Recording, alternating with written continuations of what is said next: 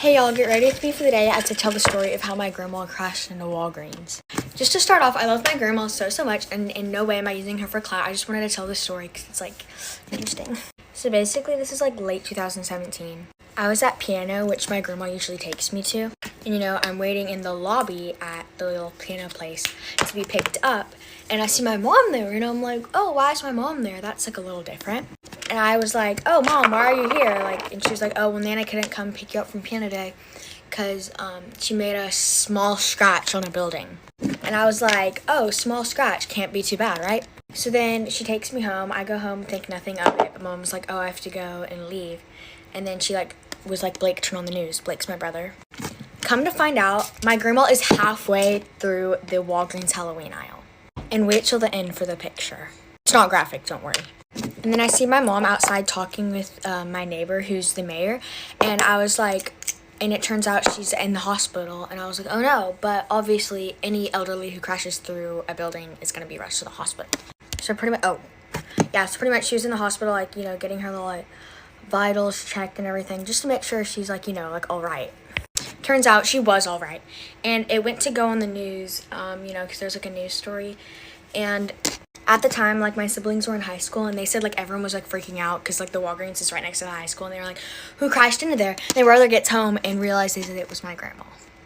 Luckily, everything was okay, and her car just had to get towed, and she was okay. She didn't have to pay any fines or anything. They just had to have the Walgreens under construction for, a couple months to, fix the window and everything.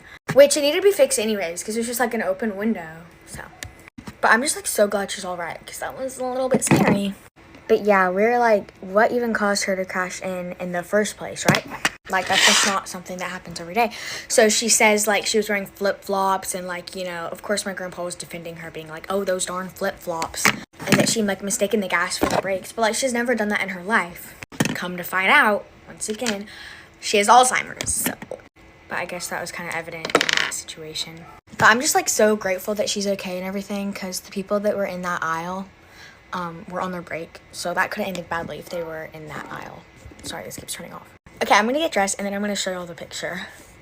Okay, I realized it was actually 2018, but this is it. Yeah, it was interesting, but I'm so glad she's okay. So yeah, thanks all for watching. Let me know if y'all want any other interesting story times of my life. Get ready with me to go get my nails done. This is the current state of my nails. They're so bad. I ripped all of them off yesterday. Also filed them down so they're shorter than they were, but they're not super short. I'm that person that once one nail comes off, they're all coming off. I'm just gonna do some simple makeup today because I'm not really doing anything. I wanted to go to a movie later because it's Tuesday, but there are literally no good movies playing by me, or I've already seen all the good ones. I feel like my face looks so puffy because I have not been sleeping. I will be so tired and laying in my bed for hours and still not be able to fall asleep. It's not because I'm not tired. I think it's because I cannot turn my brain off. In the day and at night especially, I'm thinking of a million things a second and I cannot stop thinking. Especially at night because I'm thinking of all the things I have to do the next day. I've pretty much been having this problem for as long as I can remember. A few years ago when my parents got divorced, I went to therapy a few times. I told her that I wasn't sleeping and that I couldn't turn my mind off at night. And she told me to visualize myself going and turning off a TV. That TV was my mind, and I was turning it off I could not think about anything else. And it honestly worked for me for a while, but I've been doing it for so long that it doesn't really work anymore. And I don't love taking melatonin because 1, it gives me nightmares every time I take it, and 2, I wake up in the night every single time. Anyways, this kind of just turned into a rant about me not sleeping. But if you have any ideas of what I can do, please let me know. Okay, that's all I'm doing for makeup today. I'll update you when my nails are done. Get ready with me. I didn't go to school today, but I really regret it because we're getting needles today. And I literally have the biggest fear of needles. The start of this term, I was just worried about the needles. And then my friends texted me saying that we're getting our needles done today because they know how scared I am of needles. But it's not even a good thing I missed it because now I'm gonna go to the doctors to get them done. And that's just gonna be so much worse because I'm gonna cry so much. Because I feel the doctors are just so much more scary. I'd rather get them done at school. But one of my friends said that they're not doing everybody today, so hopefully I can get it done tomorrow. And the last time I got a needle was in year 7 and I literally fainted. I went to walk away and I basically fell over and I had to lie down. And then I nearly fainted when I got my belly button pierced as well. But I've asked all my friends that go to different schools how the needles felt because they already got theirs, and they said it didn't hurt that bad. But my fear of needles started when I was at the dentist. And the dentist was dressed up as a fairy, and I had a hot or cold tooth, and she gave me so many needles. because my tooth wasn't like numbing yet, so she just kept giving me needles. So now I like hate needles so much, and before I even get it, I'm like crying already. Anyways, enough about needles. This girl I didn't really like tapped me on the shoulder and was like telling me about how my TikTok was on her For You page. And I didn't really say much because I didn't want people at the school like knowing about my account. So I like walk away, and then she comes up to me with my friend, and then she starts saying, get ready with me, and I was like, And then I like told her to shut up, and then she was like, oh, your friend said that I should do it, and I was like, but I found her account, and I'm pretty sure I blocked her. I hope it's the right account though, because she has no posts, so I'm not really sure. Also, here's a really quick piercing tour, because people wanted that. Anyways, bye guys. Get with me at the lake while I tell you guys a story time on how I broke up a year-long relationship. So to start off, I was at Seaside, and the girls that get it, because when you are at Seaside, you meet the finest guys known to man. And now, I was at Seaside with my cousin, and we went to this little ice cream shop. And while we were there, we met this group of guys that were the finest guys ever. This guy literally looked like JJ from Outer Banks mixed with Jeremiah from The Summer I Turned Pretty. So him and I started talking, and then he eventually asked for my snap. And so after that, we started snapping back and forth, and we made plans to hang out.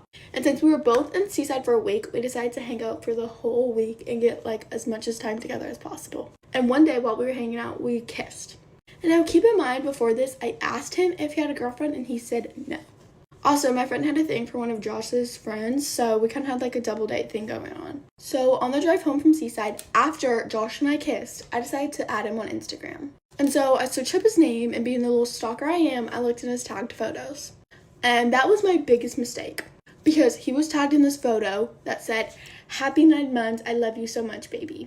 And now I thought that this was maybe like an old relationship because it was posted 3 months ago. But no, because when I went to the girl's profile, she posted on her story a photo of her and Josh cuddling at the movie theaters. Josh went from kissing me to cuddling her all within 24 hours.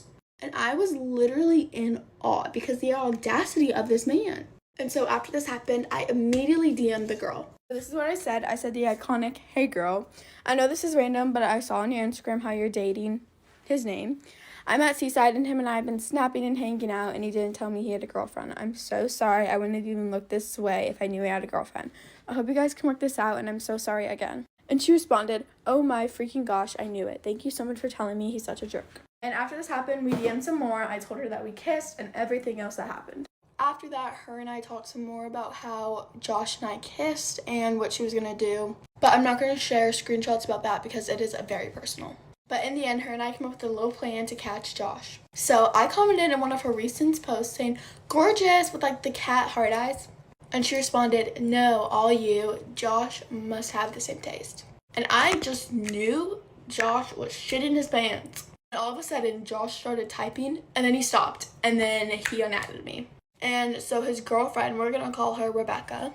Rebecca was telling me about how Josh was like begging to get her back, and how nothing happened, and how it was all a mistake, and that I was lying. So then on Instagram, she made a little group chat with all of us. So then I was added to the group chat, and I sent all of the photos Josh and I have taken together. And sorry if I have a list saying his name, I cannot say my S's that well. Anyways, so I sent all of the photos of Josh and I together, and then he literally said, "That isn't me." And y'all, it gets even funnier like for part 2.